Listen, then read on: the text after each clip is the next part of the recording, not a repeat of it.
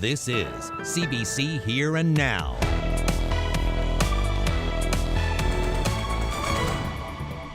The weather this summer has been great for a ride on the ATV or Sea-Doo, if you are lucky enough to get your hands on one. How the microchip shortage is affecting the industry. That story just ahead on Here and Now. We certainly have had some nice weather. Unfortunately, that is going to come to an end. We've got some cooler temperatures and rain on the way. I'll take you to the Newfoundland Insectarium in Deer Lake tonight, where one very lucky customer got a real surprise. This year is 500,000 visitors. Hold it up for us. Look at that. I'll tell you all about this milestone at this 23-year-old business. Welcome to Here and Now. I'm Carolyn Stokes. Well, if you've wanted to buy a new ATV this summer, you may be out of luck. Slowed down production and a microchip shortage has been causing headaches for people looking to find recreational vehicles this year. Here Now's Henrika Wilhelm reports. ATVs, snowmobiles, Sea-Doos, all hard to find because of COVID. The issue, a lack of microchips and shut down production plants. There was a major slowdown on production because of COVID. A lot of the places that were producing parts to assemble the ATVs and the side-by-sides were shut down for a period of time. At one point in time, we used to have a delivery of between 12 and 20 machines come in. Now we're getting shipments of 1, 6, 7, stuff like that. So smaller shipments, but people are aware that that the demand is very high, and they're also aware that supply is very low.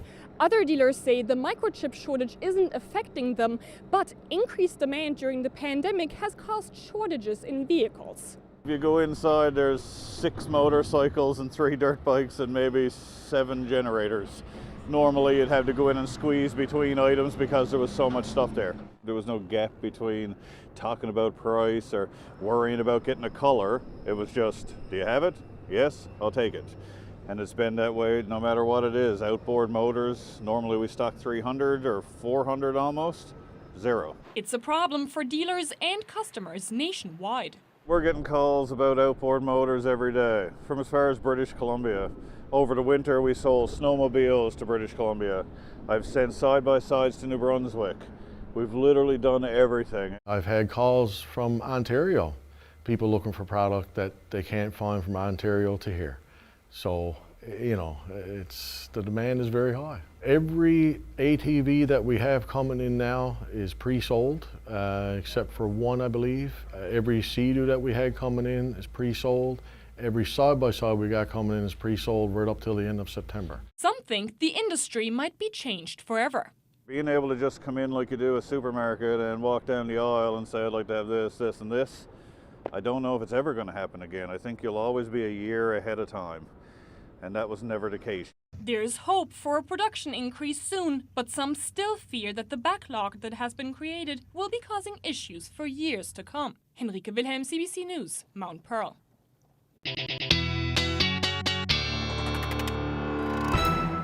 It was certainly a day to enjoy those Sea-Doos out on the water today. Temperatures through Central, seeing those 32 degrees again, 32.5 in Terra Nova, another record breaker. Gander saw 31.6, and this is 2 days now that we've seen those temperatures over 31 degrees, and that hasn't happened since 1975. So certainly seeing those warm temperatures. Twillingate, Lassie, all breaking highs today. St. Anthony, even St. John's, 27.3. Mary's Harbor, 31.8.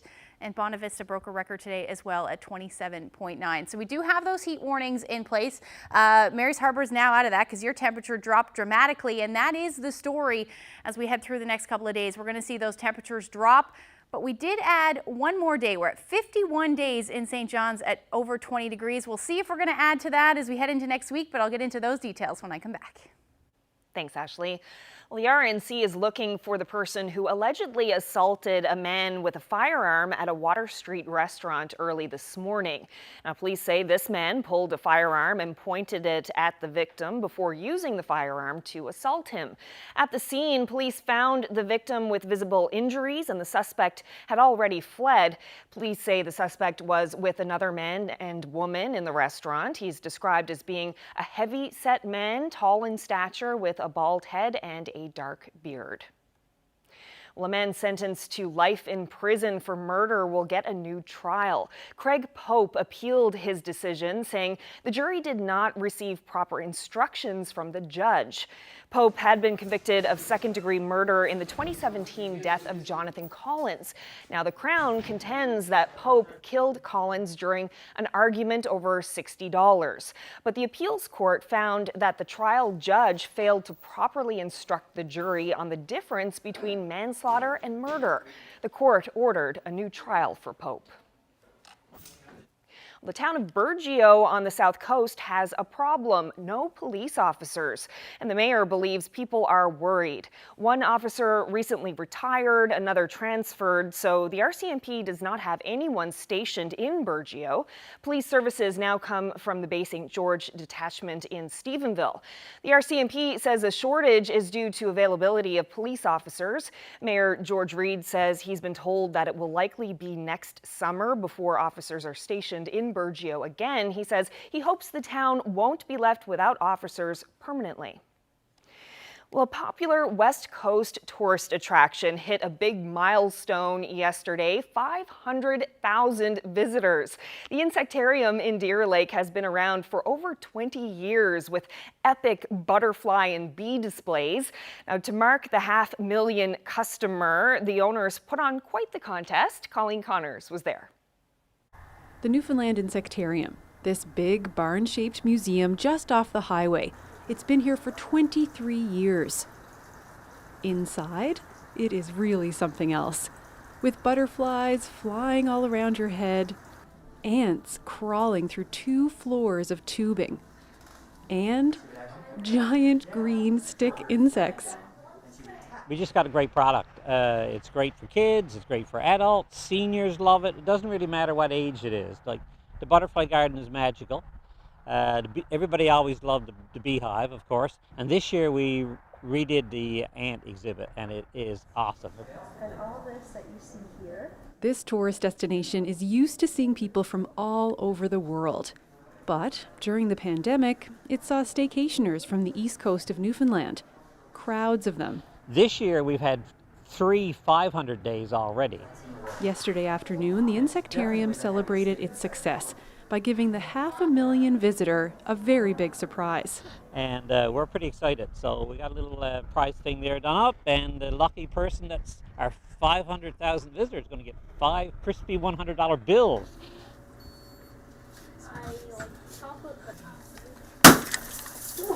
Oh, God! Raymond Baker of Marystown brought his wife Sheila to the Insectarium today. Whoa, whoa, whoa, whoa, whoa. Did you know anything about this contest today? No. We were just driving down from the Northern Peninsula, and I said we should drop in, and that's why we dropped in. And today is her birthday, so that's why she wanted to drop in. Oh, well, what a birthday gift. Yes. You think he'll share any? Oh, yes. Yeah. Well, you may not win any cash, but if you want to come to the Insectarium and possibly catch a butterfly in your hand, well, you still have lots of time. This place really doesn't slow down until after Labor Day. Colleen Connors, CBC News, Deer Lake. Well, at the grocery store, people are seeing something they haven't seen in a long time: other people's faces. But maybe not as many faces as they expected. Last week, the province lifted its mask mandate, no longer requiring masks in indoor public places. But even though you're allowed to take them off, many people don't want to. Here and now, Zach Gowdy reports. The mask mandate has been lifted in Newfoundland and Labrador, and while some folks lifted them off right away, many others are keeping their masks on. Are you still wearing your mask when you go shopping? Definitely 100%. 100%. 100%, wherever I go. So just to be on the safe side, it's not going to hurt. It's only a few minutes. Are you still wearing your mask in the store? No, I'm not. Well, I'm fully vaccinated. I feel comfortable without it, and the rates are pretty low here, so I'm happy not to wear it right now. Yeah, I don't like masks myself, so I only wear them when I got to. Are you still wearing your mask when you're shopping? Yes, I am. And why is that, sir? Just to be cautious. I'm not ready to take the mask down yet. The last time people had a choice was last summer, before the mask mandate was introduced. Back then, I decided to do an unscientific experiment, counting the people wearing masks at local grocery stores. Now, 1 year later, how much has changed? Okay, let's do this again. Same stores, same rules, same pseudo-experiment. Watch for 30 minutes and count how many people are wearing masks compared to not wearing masks. And just like last time, let's acknowledge that this is a wildly unscientific approach, so let's bring in someone who does know the science behind this issue. Hi, my name is Dr. Catherine Donovan. I'm a former medical officer of health and a retired associate professor of public health in the Faculty of Medicine at Memorial University. Yes, I was a little surprised to see how many people are still wearing masks. I'm reassured. I think it's good public health practice. But yes, it was surprising that fewer people rushed to remove the mask than I might have anticipated. But I think it's reassuring. Of course, you may be seeing something completely different. But for what it's worth, at this Dominion store, I counted 110 people leaving in 30 minutes. 66 were wearing masks, almost 2 out of 3. At the same store last year, before the mandate, I counted only 1 in 4 people wearing masks. At this Coleman's, I counted 108 people leaving in 30 minutes. 80 of them were wearing masks, roughly 3 out of 4. Last year, I counted just 1 in 4 people wearing masks at this store. And at Costco, I counted 375 people leaving in 30 minutes. 250 were wearing masks. That's 2 out of 3 people, compared to half when I counted last summer. So there are changes that are pro and con for wearing masks. Certainly we know more about this virus. We know how it's transmitted. We know that masks can be effective. We also know that we have a high percentage of the population that is immunized, but it's still wise in certain settings for sure to be wearing a mask. Even though the provincial mandate has been lifted, officials still strongly recommend wearing a mask. And some businesses and organizations are setting their own rules, requiring people to keep their masks on. But it's clear that some people feel very differently about masks than they did last summer. Now, the rules aren't the reason they're wearing them. I think the mask's going to be around for the next few years. I'm happy wearing my mask. There's another variant coming, and we don't know what that is. So we have to protect ourselves, darling. Zach Gowdy, CBC News, St. John's.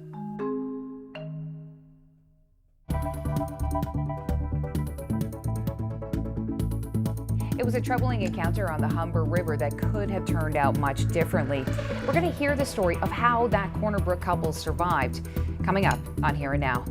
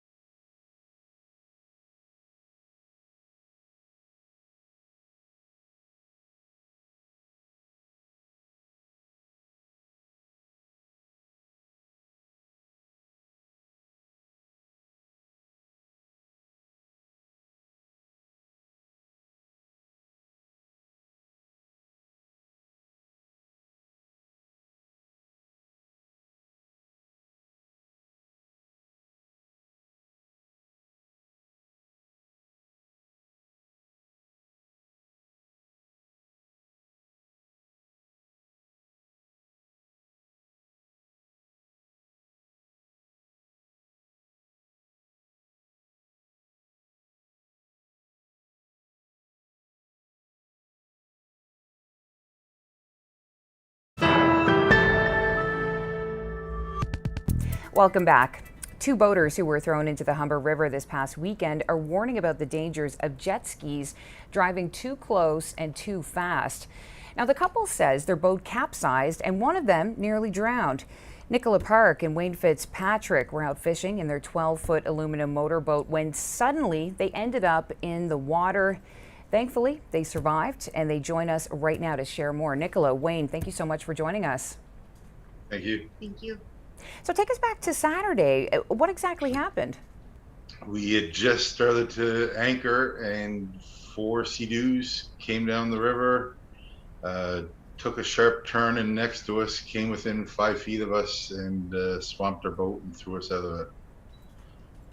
Within 5 feet? I mean, did you have any time to prepare for the wave that would come next? Well, Nicola was kind of back onto them. She was facing me, so she didn't see anything.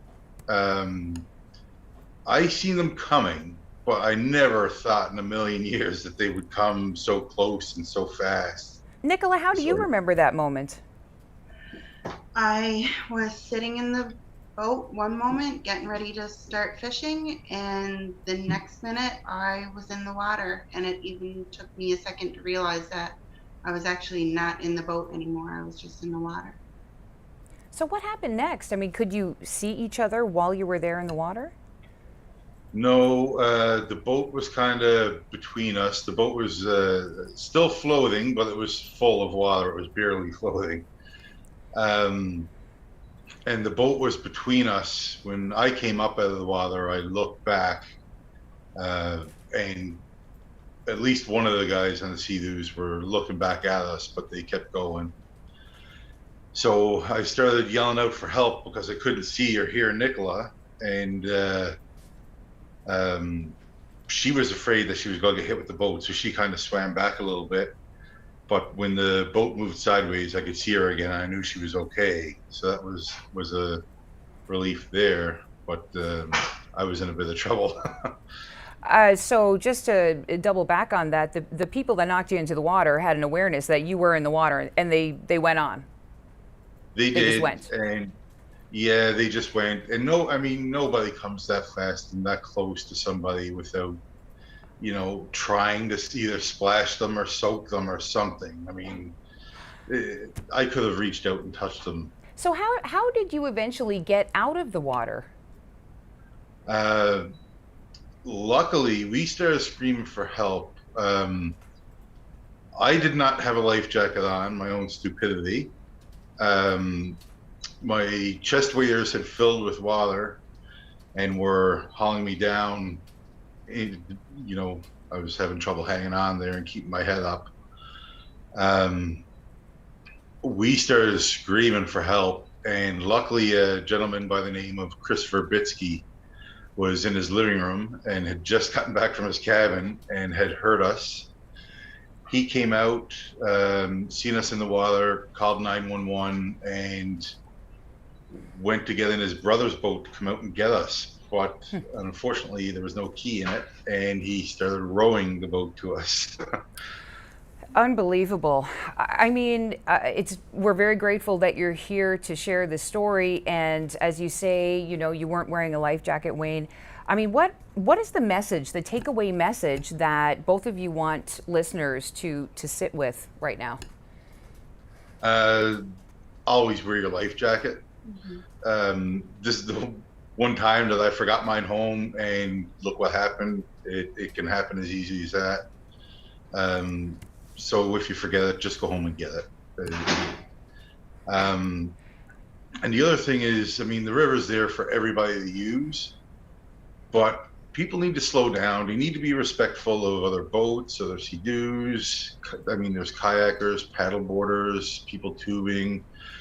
The river's heavily used, and I mean, if these people don't slow down and take their time when they're passing others, I mean, luckily I'm here right now thanks to Mr. Verbitsky. I mean, he saved my life, but the next time, the next person might not be so lucky, and it could be a fatality. Wayne, Nicola, glad you're here to tell the story, and thank you so much for your time. Thank you very much. Thank you. Thanks for that, Chrissy. What a scary experience. And as you heard Wayne say, he wasn't wearing a life jacket. Now, the police say neither of them were wearing life jackets, and they're encouraging all boaters to have life jackets with them. Transport Canada requires all boaters to have enough life jackets on board for everyone. Now, the RCMP is also encouraging anyone with information about this incident to come forward to help identify those involved.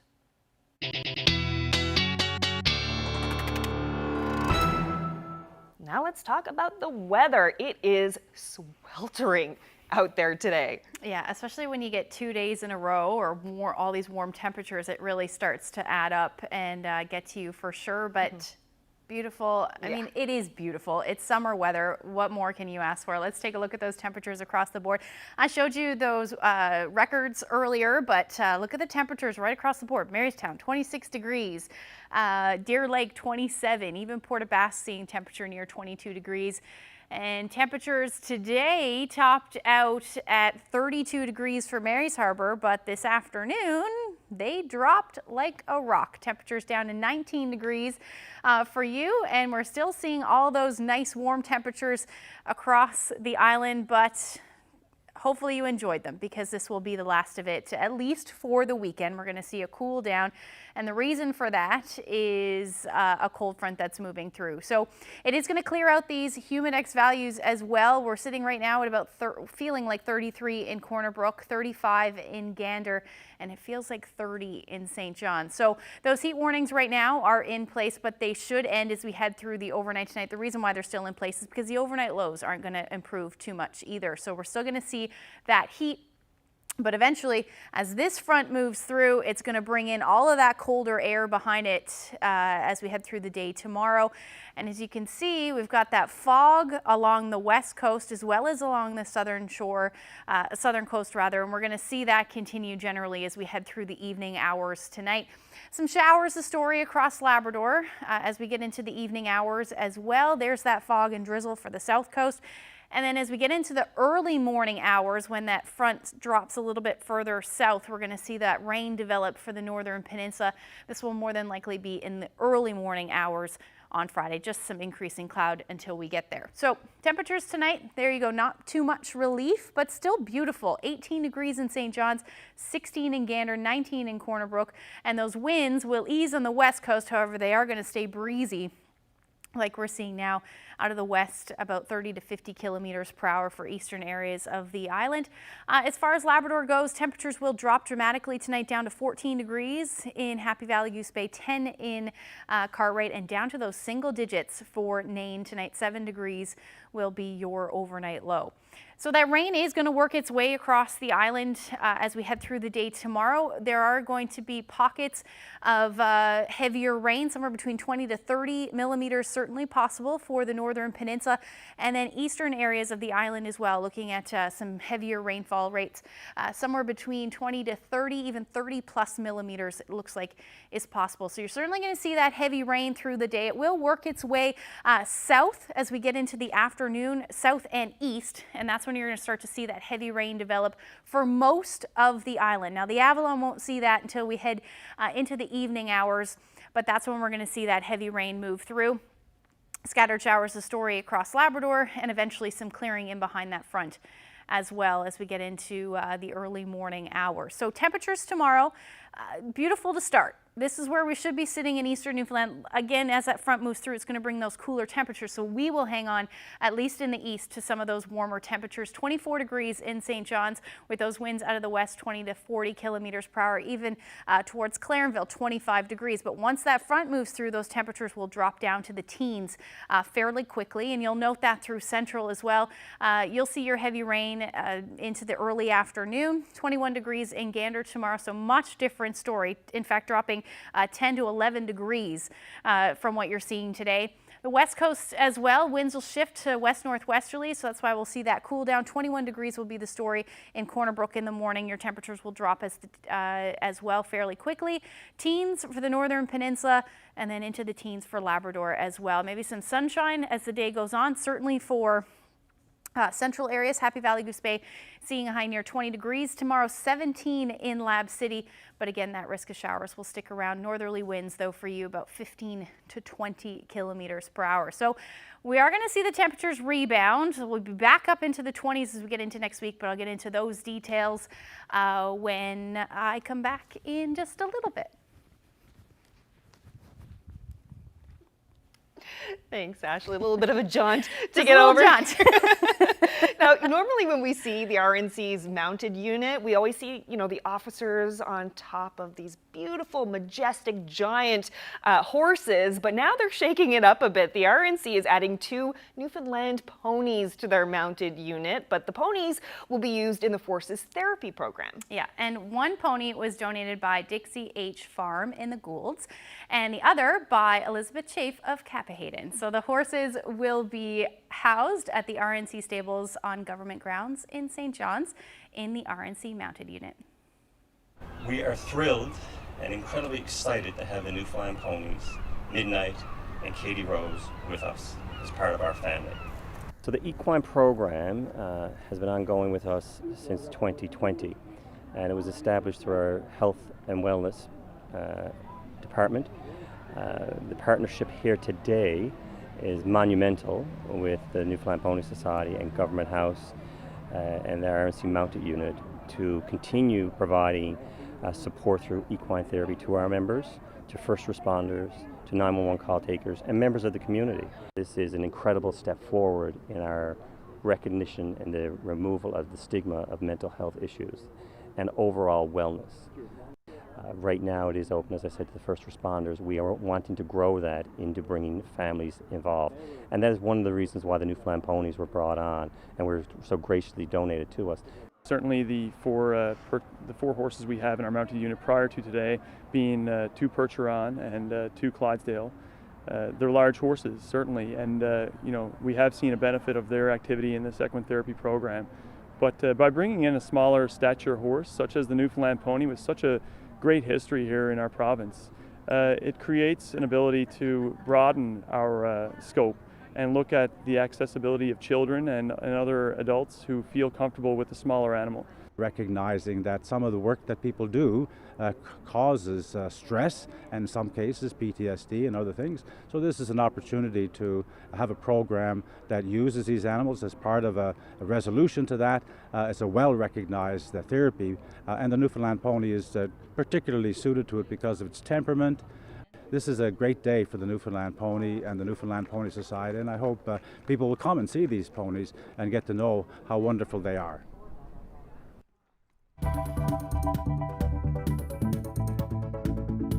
We have kits for more than 5 million voters, that's for sure. In the past, just by way of comparison, we would get approximately 50,000 electors nationally, 50,000 who would vote locally by mail.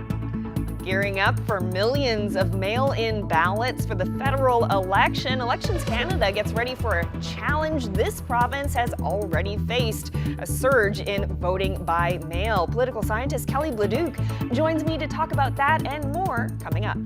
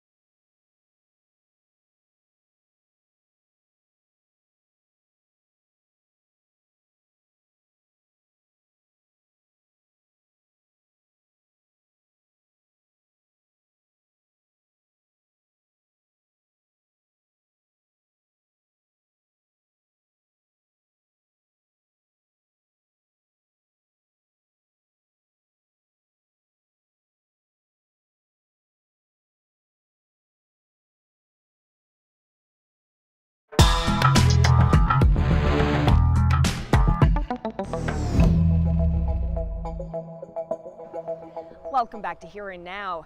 Well, people in this province certainly know how challenging mail-in voting can be. Remember all of the confusion in our last provincial election? Well, Elections Canada says mail-in voting will be a key component in the September 20th federal election. Now, in the last federal election, there were about 50,000 mail-in ballots to count. This time, it's expected as many as 5 million voters could cast ballots by mail. But the Chief Electoral Officer is promising the pandemic vote will be smooth and safe. Agents having final results in all electoral districts on the night of the election is something that they're used to.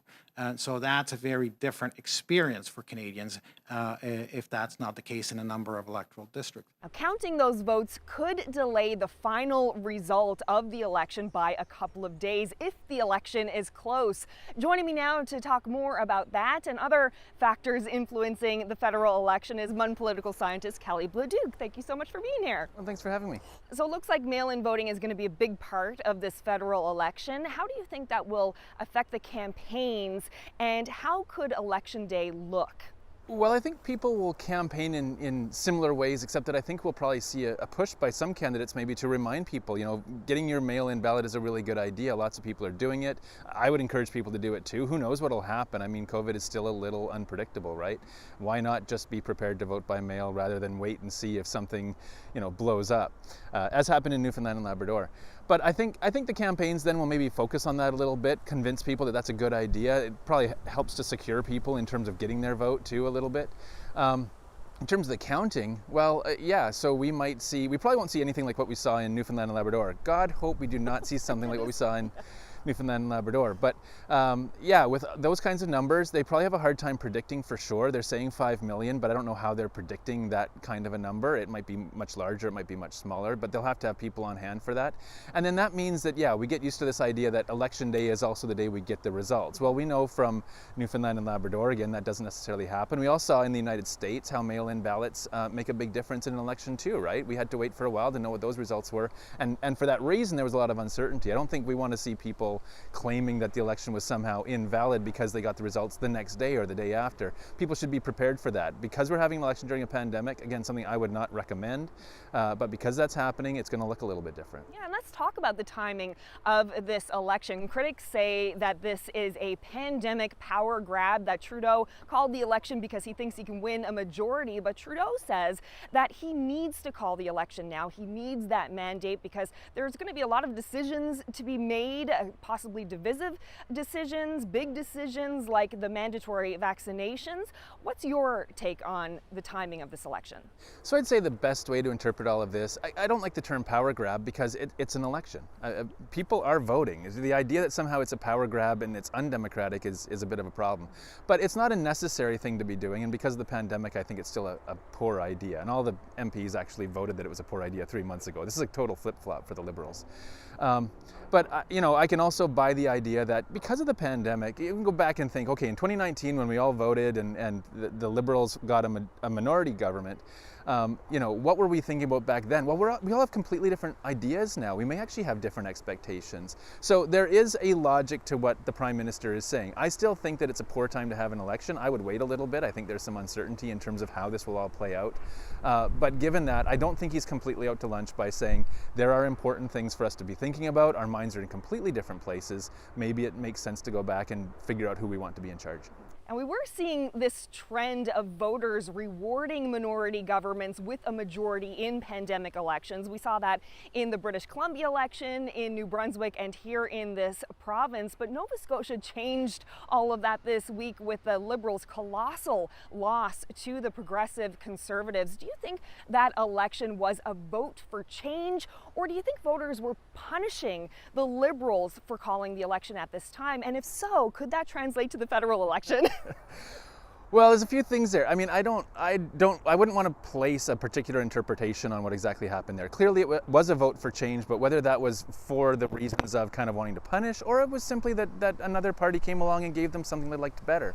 I think it's important because I would hate to think that just because there's a pandemic, this means all the incumbents get to win. Right. And so I like seeing that there's something different. It might be interesting to see if that happens in Canada too, but I don't feel like that's now sort of that doesn't predict what will happen in Canada any more than the provincial elections that were successful for the incumbents. I think at this point we should just sit back and see what happens. I mean, the other difference here is that if we look at, sort of the PCs and the Liberals in Nova Scotia, it's not quite the same distinction that we might make in terms of the parties at the federal level. The reasons why people might choose them are actually a little bit different. So I wouldn't read too much into Nova Scotia, except to say that, yes, outcomes can actually be different than what we'd seen up to this point, and that's good. That should keep it interesting. That should make it matter, right? No doubt the provincial Liberals at the Confederation Building are watching this election with bated breath. How important is this election to the people of this province, especially in this moment in time? Well, I think in part just because coming off of an election, we also have municipal elections going on. So there's a lot of sort of voting going on too, if you will. We're getting a sort of an election overload right now. In terms of the importance to the people in the province, I think that one thing that we're going to see here that might be a bit different than other places is just how we've dealt with the pandemic. I think the pandemic is always going to be front and center in people's minds for what comes out of this. But also, now we're kind of looking at, the government that is part and parcel to how we deal with Muskrat Falls and other things that matter in this province. So, I think that for them, they want to see this go well. They want this to sort of be an endorsement as well of what they're doing, because they've linked themselves so closely to this federal Liberal government. So I think that's really why it matters to them. I think that for the rest of the people in the province, I'm sure that we will actually have agreements that will work out for us down the road, whether or not there's a Conservative or an NDP or a Liberal federal government. But I can see why there is this sort of sense that we've already kind of gotten into bed with a particular party. Maybe there's a reason why that's supposed to play out a certain way. So people may be thinking of it that way.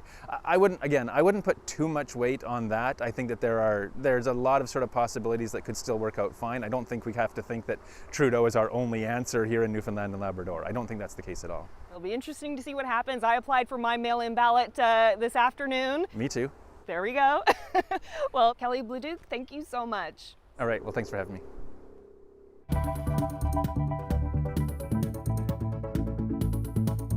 Oh, well do I remember, boys, that far regatta time, with the fortune wheels and the hop beer carts and old Dobbin in his prime. Well, next, another piece in our weekly feature about songs and place. A song about the regatta and the Outer Cove crew. Chris Andrews tells us all about the 913.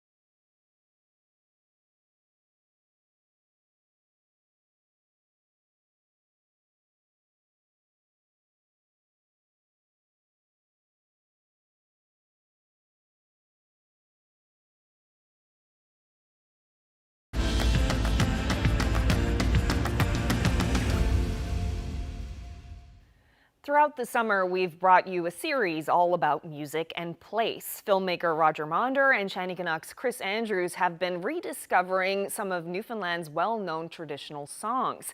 Well, seeing how as we celebrated the regatta this month, it's only fitting to hear a tune about the regatta and its Outer Cove connection.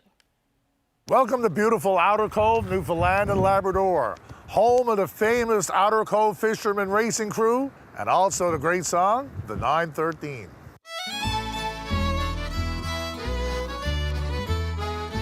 Come all who love the manly sport and listen while I tell of the famous old-time racing crew that in Outer Cove did dwell. It was down on Kitty Vitty Lake where the finest ever seen when they rode the old Blue Peter in a time of 913.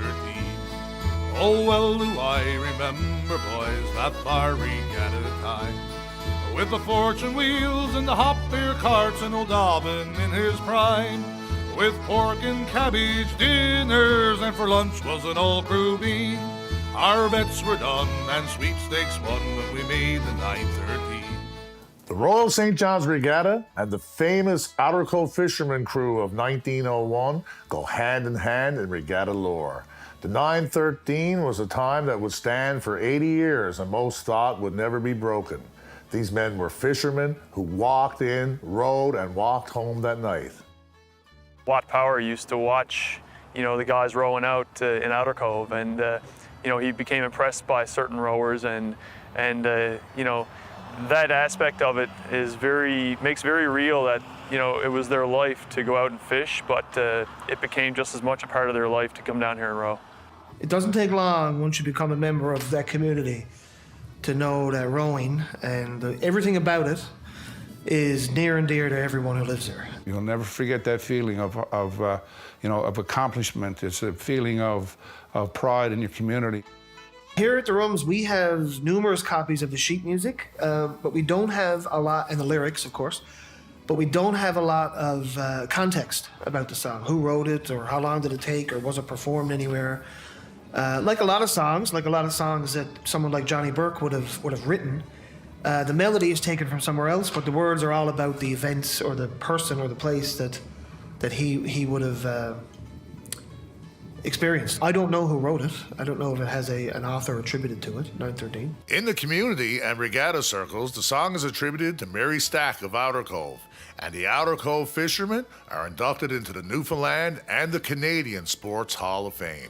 So it must have been quite a serious, concentrated competition for bragging rights, not just for medals or for fast times, but just the rivalry to say we're the best. You talk about when the record was broken, the 913, it was talked about as an impossible feat. Nobody could break it. It stood for 80 years. And the moment that it happened in 1981, that the record was broken, nothing is impossible anymore. Across that lawn, it's like, boy, this was worth it now. The morning race for fishermen was taken by Tormay. Those stalwart lads from Outer Cove went grim-faced all that day.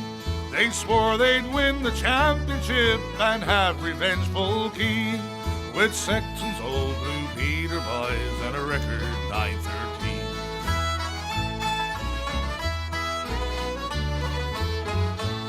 The gun was fired and yellow spray was seen on either hand, as the cheers broke out and the band struck up the banks of Newfoundland. 'Twas nip and tuck right to the stakes with muscles taut and lean. Our heroes won by half a length in the time of 913.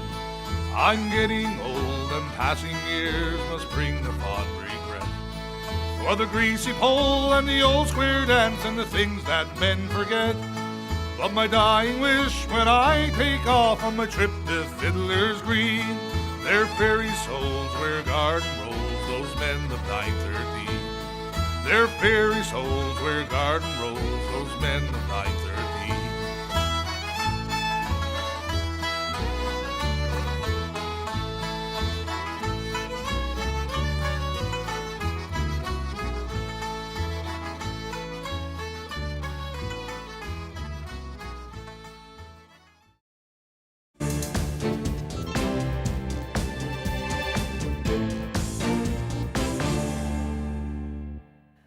tensions are building in Haiti over the slow pace of aid reaching victims of Saturday's powerful earthquake. More than 2,100 people were killed and more than 12,000 injured. Aid is trickling into the country, but as Ellen Morrow reports, it can be difficult getting it to those in need. We're in Camp Perret on the stretch of road between Lake Hai and Jeremy, a road that would allow you to access some of the hardest hit areas by this earthquake. But take a look at that. A landslide on this road, and it's not the only one. There's another one just down the street as well. And all of this is complicating the efforts to get aid into these hard hit areas. And it did rain in the earthquake region, the disaster zone, overnight. So there are fears that there could be even more landslides like this one. In fact, we were going to try to travel down this road further into Jeremy. That's a decision we're not going to take because of fear of more natural challenges like this one. So you have communities along this stretch of road who are desperate for aid, who are desperate for help, and they can't get it. This is one part of that challenge. What we're also seeing are people are still arriving in hospitals in some of the main areas because just as it's hard to get aid in with challenges like this, it's also hard to get the injured out. So this remains a really desperate situation. There's also a lack of overall coordination. Some of that comes down to the political environment here in Haiti. What is the biggest emotion that we're hearing from people is growing anger that aid is not getting through faster. Ellen Morrow, CBC News, Camp Perret, Haiti.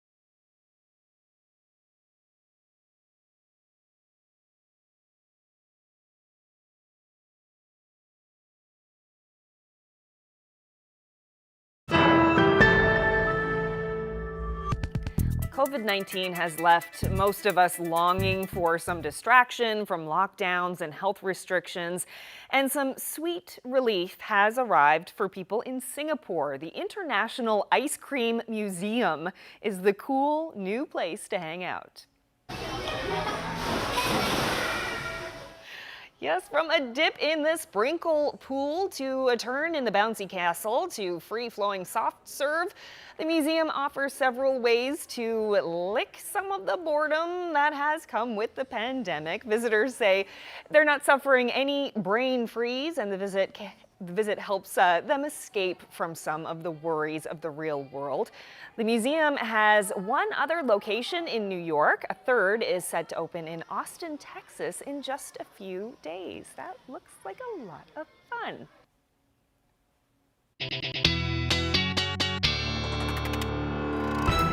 Ashley, I bet a lot of people have been devouring ice cream over the past few days in this province with all the heat. Yep, that looks like a great place to be. It does. Yeah. I would go there. 100%, so would I. So looking ahead now, what's happening with the weather later in the week? Yeah, so we've been fairly quiet. We are in hurricane season, and most of July was quiet, most of August was quiet, but things have started to heat up in the tropics. So let's take a look at what's on the go right now. We've got Tropical Storm Grace, which is headed towards Mexico right now, and then we've got Tropical Storm Henry, which is out in the Atlantic Ocean. That's the one that we're going to watch over the next couple of days. It's going to head north and head up the east coast and towards the maritime provinces. Now, it is a couple of days away, and this cone of uncertainty is where we could see that track. It will weaken, it looks like, but there are a few days to iron this one out. But it does look like, if anything, the remnants will reach the maritime provinces as we get into at least Sunday afternoon and into the early part of next week. So certainly something to keep an eye on. At this point, if it does make its way to Newfoundland and Labrador, it looks like it will just be remnant low, which just means we're going to see some showers and maybe a little bit of gusty winds. But certainly something to keep an eye on over the next couple of days as we get into the long-range forecast. But until we get there, we're looking at those cooler temperatures. Moving in for Saturday, we'll see that as we head through the day tomorrow and then eventually into Saturday as well. Things clearing out quite nicely up across Labrador. Much more comfortable temperatures, 19 degrees in Lab City with all that sunshine, still going to feel absolutely beautiful. 20 degrees in Happy Valley Goose Bay. That rain will stick around for Cartwright. And then as far as the island goes, we're looking at that chance of showers, but into the afternoon we should see some sunshine in most cases. Temperatures hovering in and around the 20-degree mark, a little cooler for the Northern Peninsula, and same thing for the Avalon. To have that temperature in St. John's sitting around 16 degrees as the daytime high. Into Sunday, it doesn't look like it's going to move too much. We may see 1 or 2 degrees warmer than that, but as of now, looks like 17 degrees in St. John's. Similar temperatures towards Central as far as 19 to 22 degrees goes, but nothing but sunshine. So a beautiful afternoon for sure to end out the weekend. 24 degrees in Happy Valley Goose Bay. So we're starting to see that warmth creep back in. 27 degrees in Lab City will be the afternoon high on Sunday. So we will see some warmer temperatures return. It'll be fairly nice into next week. Much more comfortable temperatures, certainly much more comfortable sleeping weather. 22 degrees for Monday. As we get into Tuesday, things will get a little bit unsettled. At least the chance of a few showers. 23 degrees will be the afternoon high, or in and around the low 20s. For central Newfoundland, look at that warm up. Back up to nice temperatures, mid to high 20s. For you as you get into Monday and Tuesday, again, a little bit unsettled. Similar forecast for western Newfoundland, although a couple of degrees cooler, but overnight lows creeping back up. There you go, 18, 19 degrees for your overnight lows. For eastern Labrador, you're looking at in and around the 20s. Chance of showers, good chance of showers returns for the beginning of next week. So had to share this photo. Perfect night overlooking Conception Harbor. Colin Manor shared that with us. If you have any weather photos, send them to nlphotos@cbc.ca. Oh, gorgeous shot. Love it. I think those 16-degree temperatures on Saturday are going to feel really cold after all of the heat that we've been having. They certainly will. In the shade, they'll feel cold, but in the sunshine, we still got that nice warm sun. Makes a difference. August sun. All right. Thanks, everyone, for watching tonight. Hope to see you tomorrow. Good night.